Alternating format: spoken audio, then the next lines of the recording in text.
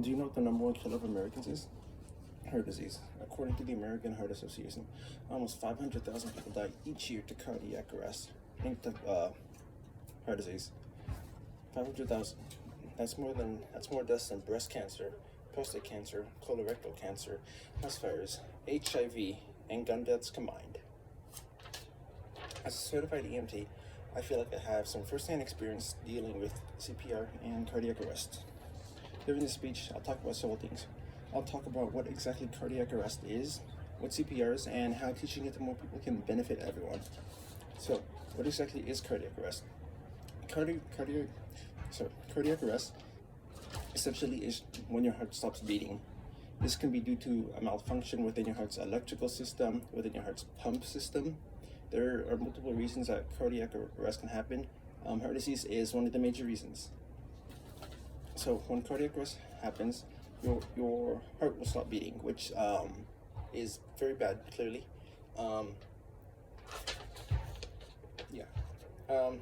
Without blood flowing through your body, the rest of it will slowly start to die. After 6 minutes, brain damage is very, very likely to happen, and your organs will have suffered from irreparable damage at that point. And if somebody does not get medical attention immediately, they will die. And what does cardiac arrest look like? So if someone is undergoing cardiac arrest, they will appear fine at first, and then they will suddenly begin to collapse. Their pulse will disappear, they'll stop breathing, and they will not be responsive to anything. What is CPR and how does it work? CPR, or cardiopulmonary resuscitation, is the most effective intervention in preventing deaths and cardiac arrest. It is when you manually compress someone's heart to keep the blood flowing within their body. And if you're comfortable with it, you can administer breaths to help them get more oxygen within their blood. So according to the American Heart Association, CPR, it almost triples your chances of survival. That's a lot. So CPR is super easy. You can even train a monkey to do it. When you're doing CPR, you basically just put your hands on their sternum, compress about 100 to 120 times a minute to the rate of staying alive, or you can use the song Staying Alive by the Bee Gees. That's also a very good way to keep rate. You compress their chest by about 1/3, and you keep going. And if you're comfortable, you can administer 2 breaths for every 30 compressions you do.